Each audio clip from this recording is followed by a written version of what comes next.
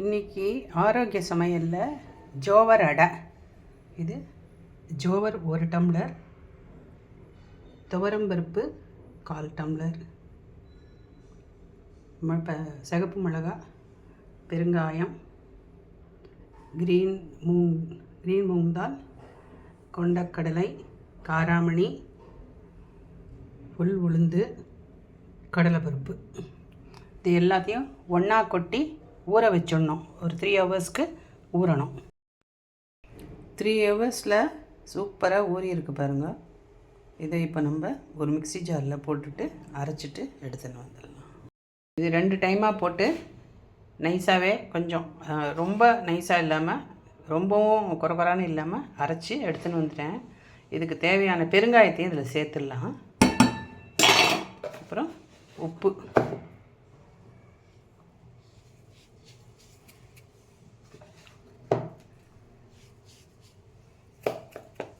இப்போ நல்லா இதை கலந்து வச்சிடலாம்.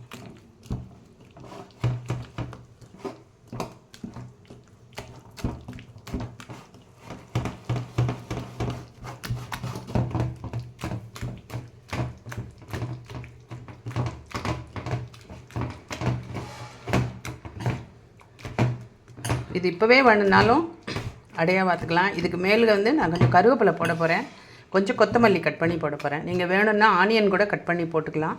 ஆனியன் ரொம்ப பிடிக்குங்கிறவா ஆனியன் கட் பண்ணி போட்டுக்கலாம். முருங்கை இலை போட்டால் ரொம்ப சூப்பராக இருக்கும்.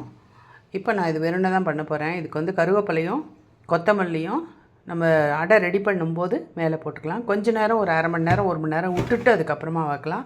இப்படியே செஞ்சாலும் அது நல்லா தான் இருக்கும். ஆனாலும் கொஞ்சம் விட்டுட்டு பண்ணலாம் நம்ம.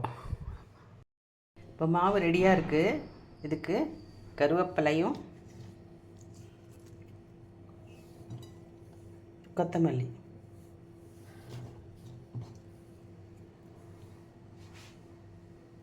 இது ரெண்டையும் போட்டாச்சு. இப்போ நல்லா இதை மிக்ஸ் பண்ணிடலாம்.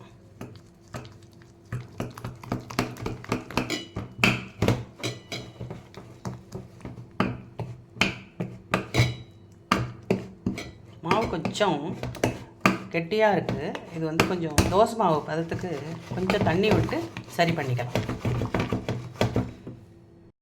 இப்போ கொஞ்சம் தண்ணி விட்ட அப்புறம் மாவு கரெக்டான பதத்துக்கு வந்துடுது. இந்த பதத்துக்கு இருந்தால் கரெக்டாக இருக்கும்.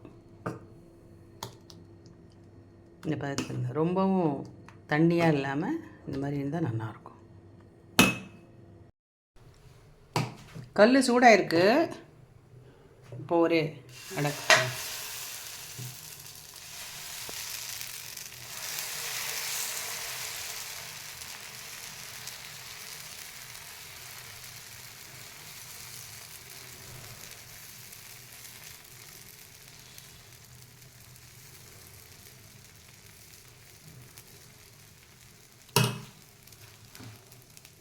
இதுக்கு நான் ஆர்டினரி எண்ணெய் தான் விடுறேன், கோல்டு வின்னர்.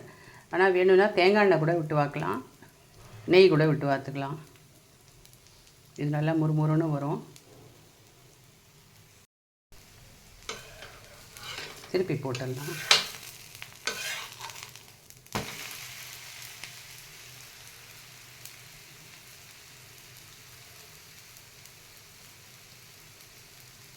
அடை கொஞ்ச நாள் ஆகும் வேகிறதுக்கு, நல்லா முறுமுறுன்னு வேகிறதுக்கு கொஞ்சம் நேரம் ஆகும்.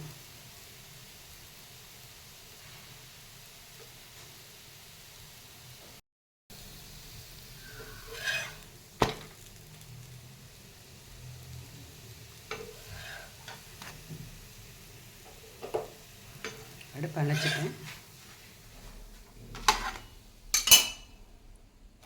முறுமுறுன்னு மில்லட் அடை ரெடி ஆகிடுது. இதுக்கு நீங்கள் வெல்லமோ தேங்காய் சட்னியோ இல்லை மிளகாப்பொடி கூட வச்சுன்னு சாப்பிட்லாம். இது நல்ல ஹெல்த்தியான ஃபுட்டு.